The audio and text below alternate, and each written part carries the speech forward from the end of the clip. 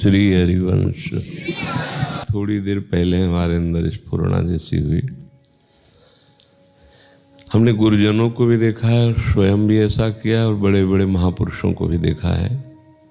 बंधन भक्ति, अपने आराध्य देव की संख्या में नियमित दंडवत प्रणाम करना, ये हमने देखा है और स्वयं किया भी है। जब तक शरीर काम लायक रहा, अब तो केवल आश्रित है।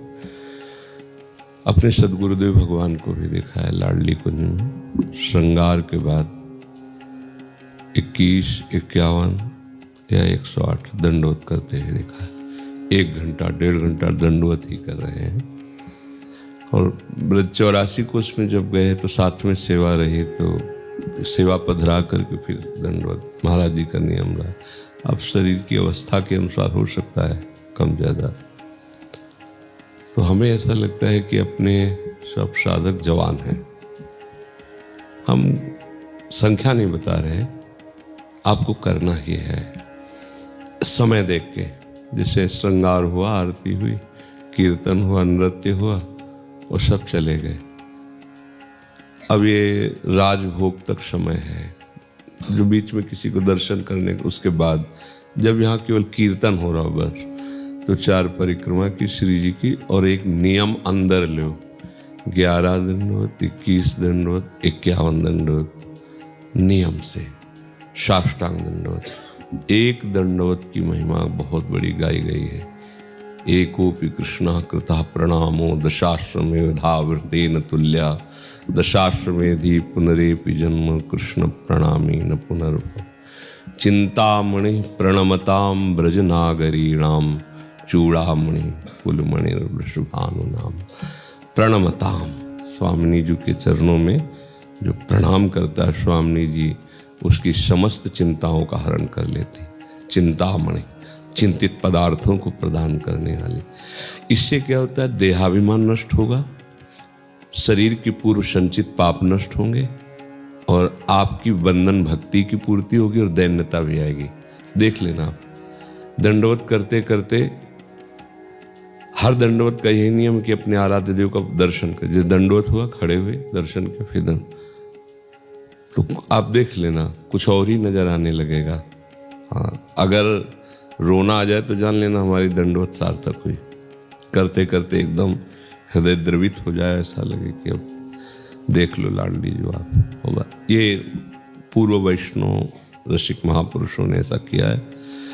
अपने सब जवान हो, एक क्रम रख लो अलग अलग समय का। अब जैसे उत्थापन से लेकर के और सत्संग तक शाम के जो होता है, सब लोग रहते हैं।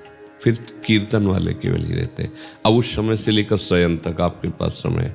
सुबह अब अपने पास ये समय नहीं है, तो अब श्रृंगार के बाद जो दर्शन लोग करेंगे, इसके बाद जो समय बचेगा राजभोग तक, उसमें क्रम निकाल करके 4 परिक्रमा श्री जी की और साष्टांग दंडवत सबको।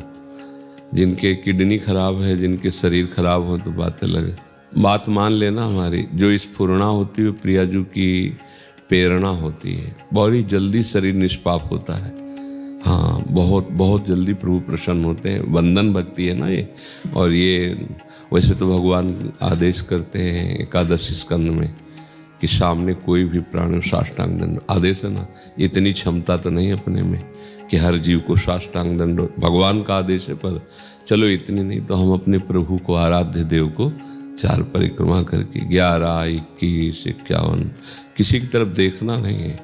बस अपने जो निज मंत्र मिला है या शरणागत मंत्र जिनको, तो मंत्र जपते हुए उठे, मंत्र जपते हुए लेटते, और लेटते समय उनकी तरफ देख करके लेटे, फिर उठे, फिर उनकी तरफ देखा। तो ये किया जाए हाथ से। और जो सखी स्वरूप शरीर से है वो पंचांग दंडवत करें, तो वो भी कर सकते हैं। हाथ जोड़कर खड़े, पंचांग प्रणाम किया, फिर हाथ जोड़ के खड़े। यहाँ समय न मिले तो अगर जो लोग अपनी कुटिया में श्री जी विराजमान किए हैं, तो उनको श्रृंगारित करके उनकी दंडवत। ये दिखावे के लिए नहीं है, दिखावे से अलग ही है। इसका मतलब बहुत बड़ा प्रभाव होता है। आप देखना, जैसे वैद्य औषधि का विचार करके देता है ना, तो ऐसे ही श्री जी हमारी सद्वैद्य हैं। वही अब श्री जी बोलेंगे तो आप सुन नहीं पाओगे, बोल रहे हैं सुनो, नहीं सुने देगा। तो श्री जी सदगुरु के रूप में संतों के मुख में बैठकर अपनी बात कहा देते हैं।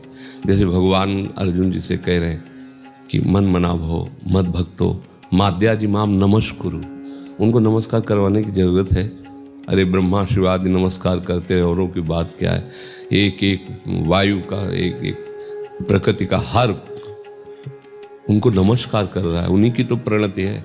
और कह रहे देखो तुम मेरी बात मान लो, तुम मुझे प्रणाम करो।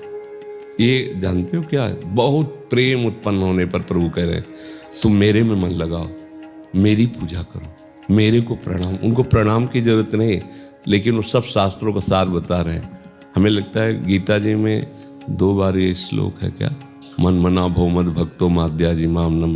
भगवान आंतरिक बात बताते हैं। तो हमने अपने सदगुरुदेव भगवान को भी 10वें वर्ष नियमावली में देखा है, और हमें लगता है कि लगभग आप सब जितने भी साधुजन हैं जवान ही हैं, 2-4 को छोड़ करके, तो उनकी बात अलग है जैसा उनको शरीर। लेकिन आप सब ऐसा नियम धारण करें कि 21-11 जैसा आपको श्री जी प्रेरित करें, आप दंडवत ये शुरू कीजिए। इससे बहुत जल्दी अंतःकरण निष्पाप होगा, बहुत जल्दी इससे आपके अंदर दैन्यता है। ये अहंकार ही प्रियालाल के मिलने में बाधा है, ये नष्ट हो जाए तो सब बात बन जाए।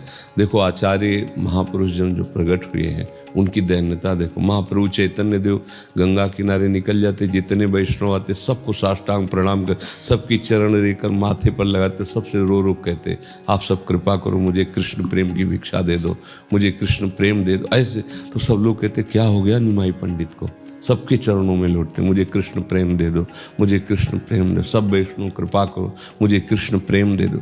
और प्रेमावतार हैं, वो स्वयं प्रेम के वपु हैं, लेकिन कैसी आचार्य है ना, आचरण करके बता रहे हैं। वैष्णव कैसा, भक्ति का स्वरूप। सबके मुख से अगर नाम निकल गया तो ऐसा लगता है उसका चरणामृत ले लो, चरण क्या सेवा करूं इसकी, हमारे प्रीतम का नाम सुना दिया, ये राधा बोलता है, इसकी चरण रज माथे। ये भक्ति का स्वरूप है। मतलब जो भगवान कह रहे समस्त ज्ञानियों में, तपस्वियों में, योगियों में, कर्मकांडियों में जो मुझे बहुत प्रिय है, मेरे मत में सबसे बड़ा वो यही जो मत मेरा भजन करता है, मेरे आश्रित रहता है, मेरे बस भगवान की बात समझो। ये भगवान कृपा करके कह रहे हैं, नहीं तो उनकी शक्तियाँ ऐसी हैं कि वही तुम्हें घसीटे हुए, उनको कहने की जरूरत नहीं। कोई त्रिभुवन में नहीं है किसी एक शक्ति को पार कर सके। ऐसे जब प्रचंड रूप धारण करती है तो त्रिभुवन में कोई है, उन्हीं की तो शक्तियाँ हैं, दुर्गा कालिका चामुंडा ये सब उन्हीं की तो शक्तियाँ हैं, उन्हीं के आदेश से सब काम करती है। और एक शक्ति माया है, अनंत ब्रह्मांडों को हिला के रख दिए, एक शक्ति है, कोई विजय से प्राप्त। भगवान कहते हैं माँ में हुई प्रपद, देखो कितनी कृपा है, भटको मत, मेरे चरणों का मुक्त हो जाओगे। दैवी हिर्षा गुणमयी मम माया दुरत्या मामे ये प्रपद्यन्ते माया मेता। तुम्हें मोह नष्ट करने के लिए कोई परेशानी, भगवत चर्चा करो, मोह नष्ट हो जाएगा। तुम्हें महाबलवान बनना है, नाम जप करो, बहुत बड़े बलवान बन जाओगे। तुम्हें सब सिद्धियां चाहिए ना, मेरे चरणों में है। भगवान कह रहे मेरे चरणों का आश्रय ले लो, जो चाहोगे अब ले तो आश्रय। अब जगत का आश्रय, प्रपंच, देहाभिमान कैसे, शुद्ध सच्चिदानंद को कैसे प्राप्त करें। बिल्कुल जो बात आवे उसमें देखो, गुरुजनों के संतों के वचनों को ऐसे पकड़ा जाता है, गांठ बांध ली जाती है कि सब कुछ चाहे छूट जाए। आदेश में अनुमति लेने की जरूरत नहीं होती दोबारा कि ऐसा ऐसा कर, आदेश में नहीं होता। जब कभी किसी को आदेश हो तो उस पर कभी प्रश्न नहीं होना चाहिए। आदेश जो होता है वो कृपा शक्ति से प्रेरित होता है। अनुमति होती है अपने मन की बात मिला करके चलना, कि आप ऐसा कह रहे थे, हम ऐसा कर लें क्या, हाँ हाँ कर लो।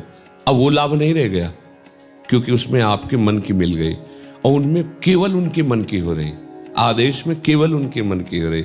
आदेश और उपदेश में कोई अपना प्रश्न नहीं होना चाहिए। जब पर्सनल उपदेश, जैसे सत्संग हो रहा है, उसमें पकड़ो ना पकड़ो, समझो ना समझो, लेकिन जब आदेश हो रहा है उसमें अब तुम्हारी कोई गुंजाइश नहीं रहेगी पकड़ने ना पकड़ने या क्यों में क्यों, सीधे हम उस पर अमल करें जो आदेश हो जाए। तो ये सबके लिए जो भी उपासक जहाँ भी सेवा में, सब श्री जी की सेवा में, चाहे गेट में खड़े हो, चाहे किसी से भी कुछ भी व्यवहार में हो, आप हमारी लाडली जू के ही व्यवहार में, महल के टहल में ही हो, वो सब बराबर सेवा है। चाहे कोई चंवर लिए हो या वहाँ झाड़ू लिए हो, चाहे कोई यहाँ इत्र लगा रहा हो या पादुका देख रहा हो, बात एक ही है, क्योंकि वो श्री जी की टहल है। वो महल टहल श्री जी की है, दूसरे की नहीं है। ये श्री जी का तो श्री जी की ही सेवा में।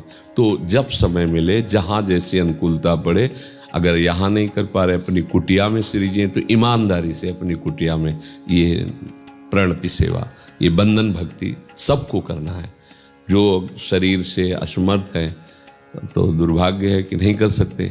ये बंधन भक्ति है और बहुत महत्वपूर्ण है और बड़ी महिमामय है। इसको आप, और जो चीज़ पकड़े तो जब तक शरीर उस काबिल रहे तब तक करता ही रहे। महापुरुषों के जीवन में पाया गया कि जो गुरुजनों ने आदेश कर दिया तो वो जीवन भर उसको स्वीकार किए। मतलब ये नहीं कि 2-4 दिन देखा तो 10 दंडवत कर रहे, फिर धीरे धीरे कम हुई, फिर बंद हो गई, फिर भूल गए। ऐसा नहीं होना चाहिए।